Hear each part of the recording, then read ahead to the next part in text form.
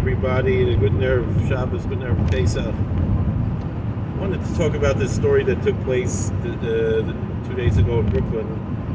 The horrible, horrible massacre, the terrorist attack that took place, but also this figure, this fellow with the name of old cowboy bandit who had a more famous brother.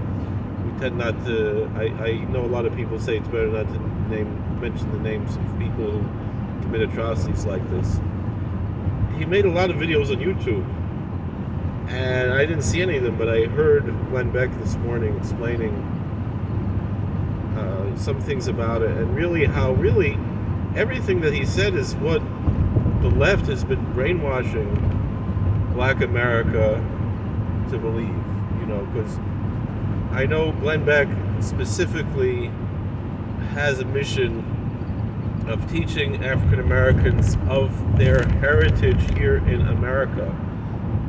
For Black History Month a few years ago, he did a series of podcasts called The Black Founders, and it's really worthwhile for all Americans to hear this, to understand how integral all of the various different ethnic and racial groups that populate America today were in the founding of this country. Because the left wants people who are of minority identity groups to believe that somehow they are not really part of this narrative, they're not really part of this story, and that's what creates these types of reactions. Is that when a person like him feels so desperate because he's been brainwashed by the left to think has no choice but to be a victim, it leads to that type of mental illness and that type of distress and that type of feeling of despondence that there's no hope for anything else. So it's extremely, extremely dangerous that this is what goes on in this country by the left.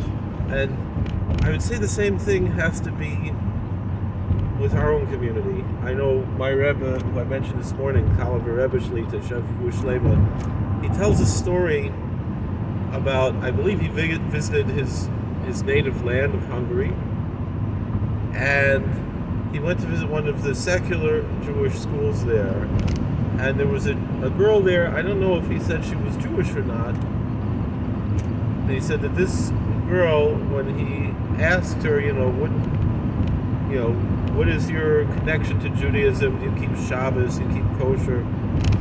And the secular schools focus so much on the victimhood, on the Holocaust and things like that. When in our circles, when we talk about the Holocaust, we talk about the heroic actions of people who kept mitzvahs despite all odds. I think of a Yid who I knew, a Holocaust survivor, Yasser Engel, Zichron Livracha. Choshev Yid, by his levaya, I remember he said that he was 16 years old and he fasted the whole Pesach because he didn't want to eat chametz, and then on Achron Shel Pesach he fainted and they gave him a little shtickle chametz, and he woke up and he realized he's mechuyev to say Kiddush. And he said from memory on that shtickle chametz, he said he was more a heter on himself because it was Achron Shel Pesach, so it was already the Rabbanan. 16-year-old child who just fainted, didn't eat for a week, and this is a cheshboinus that he's making, and he made the kiddush on that shtickl chametz, and then he cleared to himself, should he make shaykhian or not?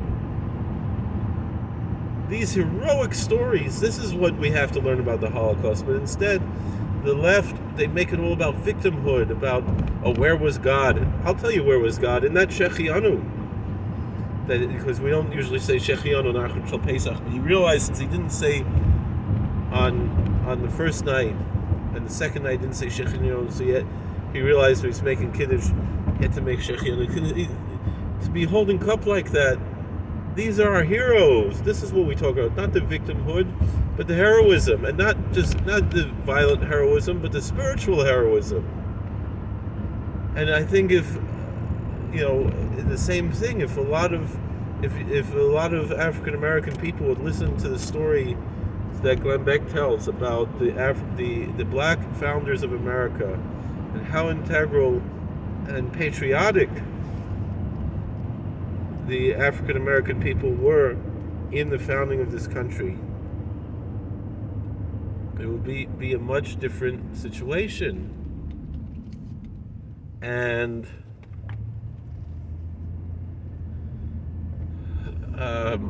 so I remember I was telling the story that Calver Rebbe said that this girl who went to the secular so-called Jewish school in Hungary, she said, "What is a Jew good for? Just to throw in the fire," because that's all she heard. Stories about the Holocaust. It made her become self-hating. And the same thing with this poor victim of the left, this man who did a horrible and disgusting act of terrorism, but he's mentally ill. And he got that way, and he did what he did mostly because of the brainwashing that the left has done to try to tell the black people in America that they're not part of the American story, and to brainwash them to think that some isolated incidents of police violence that are very rare, somehow that is emblematic of the whole country, when the fact of the matter is it's just the opposite. It's the leftist.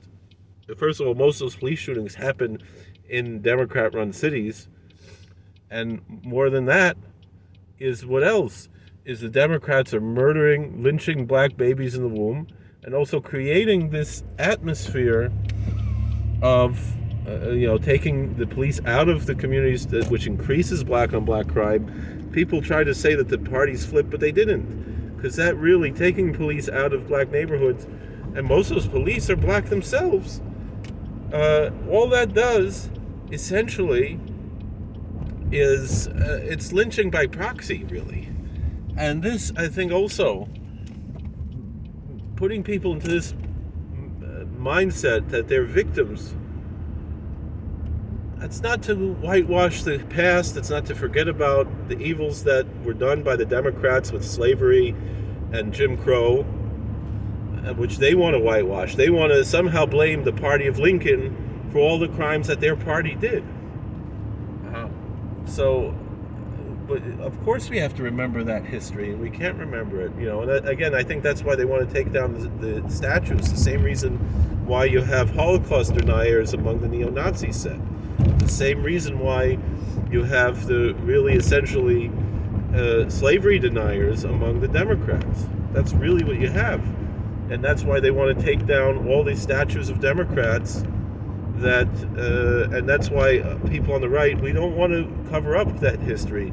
We want the Democrats to never forget the evils that they did to this country, the evils that they did to the black race, the evils that they did all throughout history. And people should wake up and not support this evil party of the Democrat Party anymore.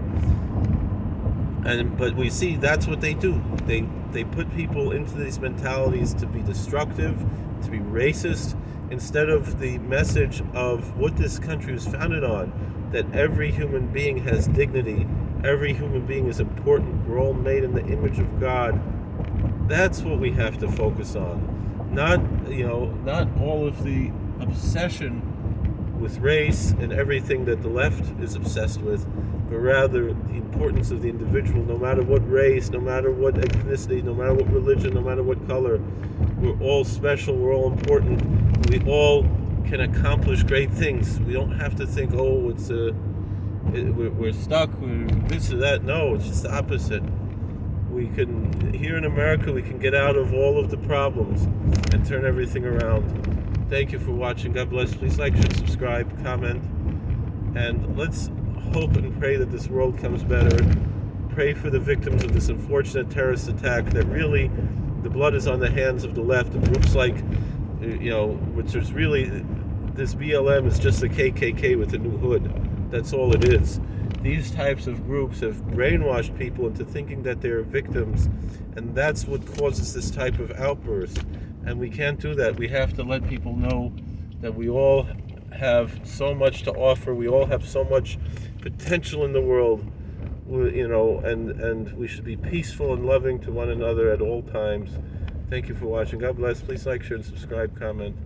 And we'll see you later. How do I turn this thing off? Alright, hold on. I just want to park first.